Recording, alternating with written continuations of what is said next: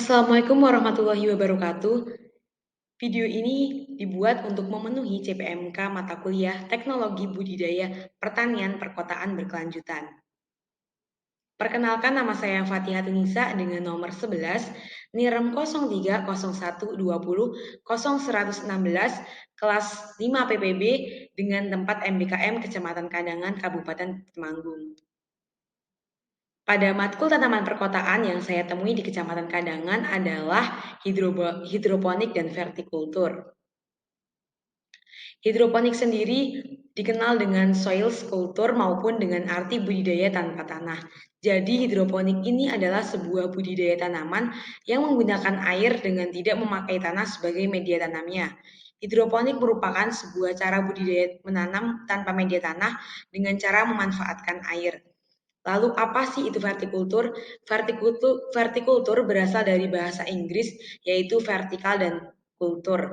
Secara lengkap, di bidang budidaya tanaman, vertikultur adalah suatu teknik bercocok tanam di ruang sempit dengan memanfaatkan bidang vertikal sebagai tempat bercocok tanam yang dilakukan secara bertingkat. Lalu bagaimana cara pembuatan hidroponik? Pertama-tama adalah mempersiapkan alat dan bahan. Alat dan bahan yang kita butuhkan adalah benih, bak plastik, nutrisi AB mix, gunting atau cutter, netpot, sumbu panel atau kain flanel, rock wool, TDS meter, air, tutup infrared, dan lain sebagainya. Selanjutnya adalah kita menyemai benih pada rock wool yang telah dibasahi dan menunggu sampai berkecambah. Setelah 4 hari akan muncul daun dan siap untuk pemindahan benih ke media tanam yang baru. Lalu setelah 1 minggu akan muncul daun juga dan siap untuk pemindahan media ke benih yang baru yaitu rock wool yang telah diberi sumbu kain flanel.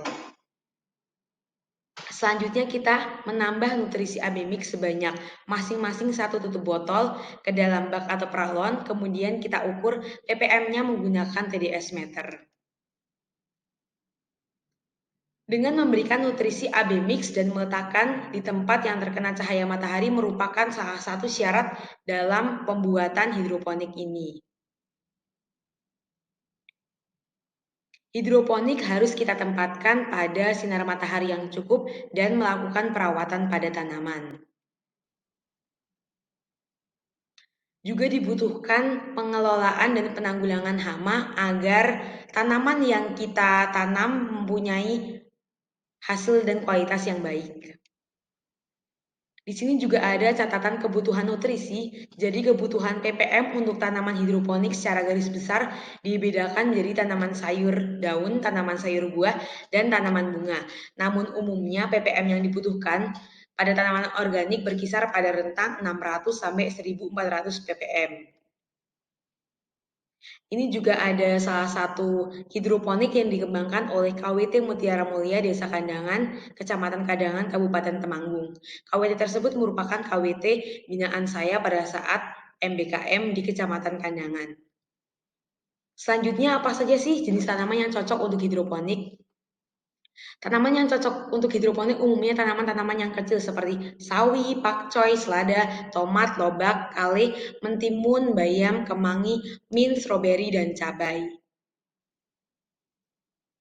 Lalu apa saja sih keuntungan hidroponik itu sendiri? Jadi keuntungan hidroponik adalah yang pertama tidak membutuhkan media tanah, yang kedua dapat memberi hasil yang lebih banyak, ketiga lebih steril serta bersih baik proses maupun pada hasilnya. Media tanam dapat dipakai hingga berulang kali, tanaman bisa tumbuh relatif lebih cepat, nutrisi dari tumbuhan bisa dikendalikan secara lebih sederhana, sehingga akan lebih efektif serta efisien. Selanjutnya, tanaman perkotaan yang saya temui adalah vertikultur. Langkah pembuatan vertikultur adalah yang pertama memperhatikan kondisi lahan yang akan digunakan untuk budidaya tanaman atau luas lahan. Umumnya pembuatan vertikultur ini tidak membutuhkan lahan yang luas. Selanjutnya adalah penyiapan wadah media tanam sesuai dengan kondisi yang ada. Dapat berupa bambu, pipa peralon atau PVC, talang air, pot plastik, kaleng bekas, polybag, plastik resek, dan lain sebagainya. Pembuatan bangunan vertikultur yaitu menggunakan pipa diameter 6 inch, kemudian digerinda lalu dicongkel sehingga berlubang. Pada praktek vertikultur yang saya lakukan, satu pipa bisa menghasilkan 12 sampai 20 lubang. Selanjutnya adalah penyiapan media tumbuh tanaman, yaitu pupuk organik dan tanah.